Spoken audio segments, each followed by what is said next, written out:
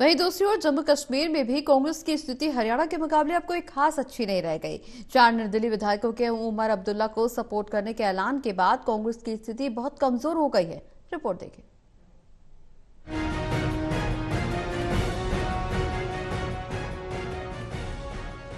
जम्मू कश्मीर विधानसभा के नतीजे भी अब कांग्रेस के लिए हरियाणा जैसे ही लग रहे हैं। हरियाणा में तो कांग्रेस चुनाव ही हार गई।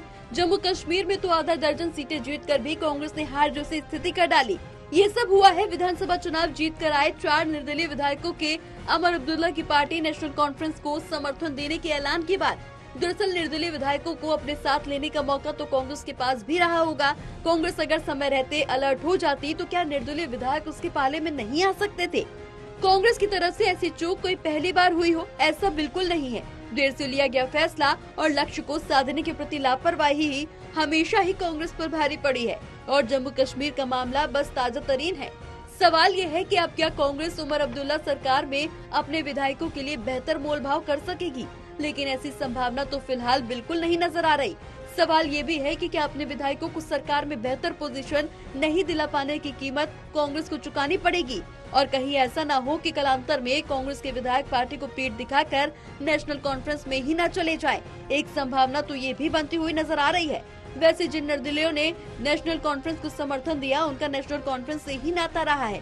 2 निर्दलीय तो ऐसे हैं जो उमर की पार्टी में ही थे, लेकिन सीटों के बंटवारे में जब उनकी विधानसभा कांग्रेस के कोटे में चली गई तो वो बागी होकर निर्दलीय खड़े हो गए। इंदरवाल सीट से जीते प्यारेलाल शर्मा और सुरनकोट से चुनकर आए चौधरी अकरम को नेशनल कॉन्फ्रेंस का ही विधायक माना जाना चाहिए। हाँ, निर्दलीय होने की वजह से उनके पास मंत्रालय पाने का भी दावा बन गया है। जम्मू कश्मीर के चुनाव में नेशनल कॉन्फ्रेंस ने अपनी ज्यादातर सीटें घाटी में ही जीती, जबकि कांग्रेस तो जम्मू से एक भी सीट नहीं जीत पाई। यानी लग रहा था कि सूबे का सत्ता पक्ष कश्मीर घाटी के विधायकों और मंत्रियों से पटा होगा, जबकि जम्मू में एक तरफा जीत कर आई बीजेपी विपक्ष में होगी। लेकिन जम्मू क्षेत्र के ही 4 निर्दलीय विधायकों ने नेशनल कॉन्फ्रेंस को समर्थन देकर आगे आने वाली सरकार में घाटी और जम्मू के बीच संतुलन स्थापित करने की उम्मीद जगा दी है। सवाल अब ये भी उठ रहा है कि जम्मू कश्मीर में निर्दलीय विधायकों के उमर अब्दुल्ला को समर्थन देने में बीजेपी की भी कोई भूमिका हो सकती है क्या? ऐसे कयास लगाए जाने के पीछे एक बड़ी मजबूत दलील भी दी जा रही है, क्योंकि फायदा तो बीजेपी को ही होता नजर आ रहा है। बीजेपी को तो हर उस चीज से फायदा होता है जिसमें कांग्रेस को नुकसान हो। अगर कांग्रेस नेशनल कॉन्फ्रेंस गठबंधन सरकार में मजबूत होती तो बीजेपी का ही सिरदर्द बढ़ता। अब तो कांग्रेस विधायकों से ज्यादा निर्दलीय विधायकों का सरकार में बोलबाला होगा। उमर अब्दुल्ला के लिए भी निर्दलीयों से सौदेबाजी मुश्किल होगी, लेकिन उसका नंबर ज्यादा होने से कांग्रेस पिछड़ जाएगी और बीजेपी हर स्थिति में फायदे में रहेगी।